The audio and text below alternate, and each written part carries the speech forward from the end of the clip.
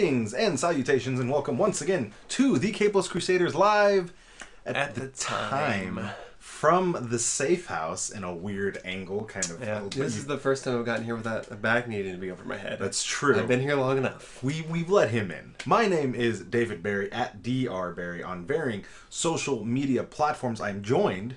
Hi, I'm Manderson. You can find me at Son of Mander on the Twitter only. Son of Mander. And I'm gonna plug. I only post on our collective Instagram, so Okay. I hope you enjoy my. I was about to say, I'm like, is there something happening? Like, I keep thinking I should unbury it on my old one. Manderson's like, I'm on Vero, Snyder.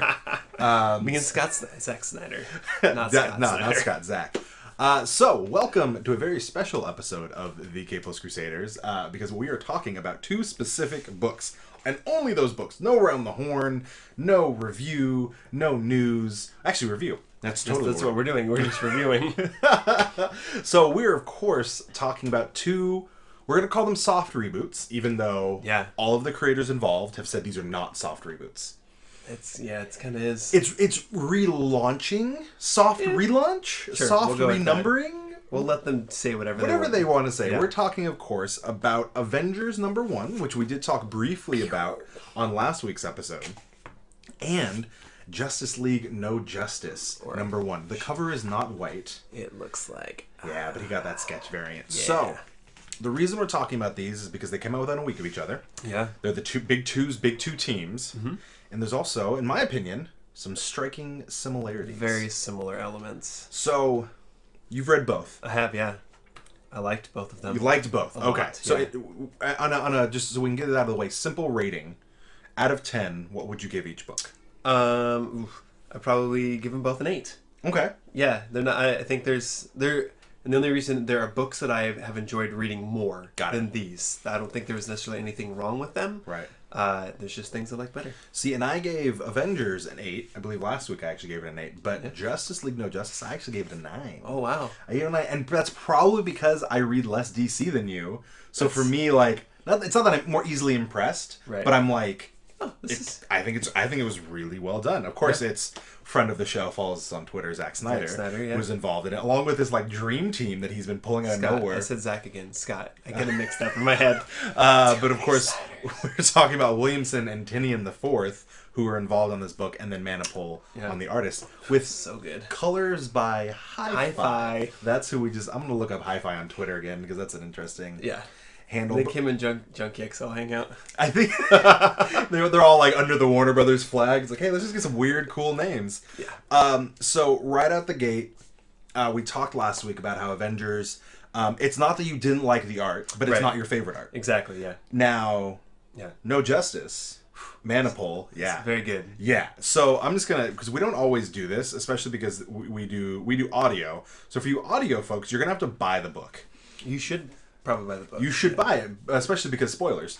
But I'm going to show it to the video fans. Try to cut the glare on it. Look at that. That's amazing. Look at that. That is, of course, the source wall. The source wall we have now learned after Dark Knight's Metal has been cracked. It's leaked. We didn't know it could be cracked until then, but... Yeah, exactly. There's been so many stories about it being unbreakable. You touch it, you get sucked in. Yeah. Leave it to Scott Snyder to be like... Ask her that. Going through. I think Kyle Rayner went through it once. Right. And like fixed something and then came back. And it was, I believe, I always get it mixed up because the name is very similar. What was the one where everything was like 5 years in the future? Future's End. And the one shot, was it the Green Lantern one shot where he goes and he like basically like defeats a bunch of villains by like grabbing them and like pulling them onto the source wall with himself? I believe I think it's Hal Jordan. I think he sacrifices himself and becomes part of the source wall, like to stop this villain.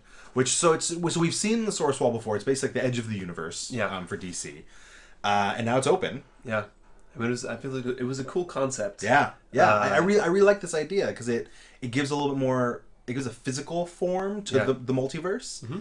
Like before, it was always just kind of like we teleport in between, and now it's like no, there's a border. You know, and it sometimes to think of in cosmic borders is kind of a strange concept, but we have that now. Yeah. You know? Or we did, now it's broken. Yeah, now it's got a little bit of a hole. Open borders, the caravan is coming. Yes. So, Explain to me, because I know you're the DC guy. So give me a little bit of background, because you read the prequel, correct? So I read in their free comic, or the DC Nation #0. It's prequels, maybe a wrong way to put it. Okay. It's like a taste. I don't think it's going to show up in the No Justice run, but it's basically there's a bunch of Brainiac robots surrounding Batman, and like, where's the Justice League? And he goes, which Justice League? And then a bunch of heroes and villains pop out in it. So it like gives you a taste of what's going to be happening. So it happens after this book, I believe, but it kind of sets up like, oh, this is going to be a really interesting run. It's a 4-issue run. It's pretty short, but but it's supposed to kind of change the landscape of the Justice League. Yeah, which I'm both excited and skeptical about. Okay. All at the same time. In this book, we just kind of get the setup. To give you a rundown, Brainiac kidnaps a bunch of the Justice League and different heroes, Titans, Teen Titans, that kind of stuff, and villains, and then they all wake up in separate rooms, but in groups. And Brainiac tells them that these are your optimal groups to work in, and this is what you're going to be for the coming mission, which is to save his home planet, Corpulu. I think that's pronounced. I don't even. I didn't know he had a home planet. I thought with how much of a jerk he is, that means his planet was gone. But apparently that was. Well, I knew the Brainiacs had a home planet because they're a race, but I couldn't remember what it's called. Anyway, but I did a little bit more reading, and this is gonna set up like 4 new. What is gonna be Justice League Dark, which I'm actually excited about. Yeah. Justice League Odyssey, and then there's a 4th one they haven't officially announced yet, but it's there. And I was like, uncanny, unstoppable, irredeemable, something like that. And I was like, adjective. They're almost doing the opposite of what Avengers did, right? Which is paring everything down. Yeah, bringing everything down. So, but still, the story have. But it's interesting that they kind of they have the way they do it. So the Avengers, everyone was kind of sick of being Avengers, and they kind of whittled down, and now it's just like. Just the necessary members, right? And as opposed to the Justice League, where it's being built up into all these different groups, which is actually very reminiscent of after Infinity, Jonathan Hickman's run before Infinity, Jonathan Hickman's run where the Avengers became an Avengers machine, and where Captain America and Tony Stark and all the guys worked together to build these optimal teams. And it was like, okay, we know our flyers, we know our deep space guys, we know our teleporters, and they were able to mix them all up and create these teams. But it was much more cohesive because they all agreed to it, as opposed to Brainiac being like, you're a team now. Yeah. But of course he has the support of the classic Justice League members because he explains what's going on, and Batman, Superman, Wonder Woman, Cyborg are all just like, okay. Sounds good. Sounds like a plan. Sounds terrible. But the big similarity between the two, which I did not see this coming, is giant space gods. So the biggest space gods that we know. So in Avengers, of course, we found out that the final host has arrived, and that final host are basically Celestials that are killing other Celestials. So Celestials, of course. That is what Galactus, his race, and look at that! Look at that beautiful, that color, that vibrant color. So we have these basic, almost kind of like Horsemen of the Apocalypse style, except there aren't 4 of them. Celestials who are killing other Celestials and dropping them down on Earth. Now, No Justice. Do we? I don't think we get. We see like their faces. Basically, that's cool. So the Omega Titans, kind of what one looks like. So basically, they're this concept of they're the 4. Like not founding, but like these 4 like powers that basically make up the universe. Yeah, it's almost kind of like a more like emotional, like mental, than like the Infinity Stones, which are more kind of like a physical, like power, like reality. They're like wisdom, entropy, mystery, and wonder, which is such a like grandiose like concepts. Like I really like that. I like that it's not like he's rock, he's fire. They're like, no, it's mystery. And you're like, oh, there you go. All right, Justice League Dark coming. Yeah. All right. And so the 4 of them basically like scattered out these ideas through the universe, and at the end of days kind of is hinted at that they will return and they'll judge these planets and basically consume the mystery, then they're going to bring those back into themselves. Yeah, whichever planet. So, like, if say Earth has the highest level of mystery, then the one who planted mystery gets to consume it. But it was like a contest. Yeah. To them, it's just a game. Yeah. It's like, hey, I oversalted this planet. I'm the salt guy. I get to eat it. And so we found that Brainiac's planet is basically about to be destroyed. Mm-hmm. So Brainiac, not only does he get all the heroes and villains together, he says, "Oh yeah, and I cranked up the what is it? Is it either Wonder or Mystery or something? He cranks up the levels on Earth, so that their planet will be targeted. Yep, you're next if you don't stop. How do you do that? How do you like? It's Brainiac. I just create everyone's mystery settings, and everyone's like, "Oh, that's interesting." You know, it dawned on me that he could be just flat out lying to him just to motivate him. Which the problem is we wouldn't know. Yeah. Because which I thought it angered me. I actually was angry at this.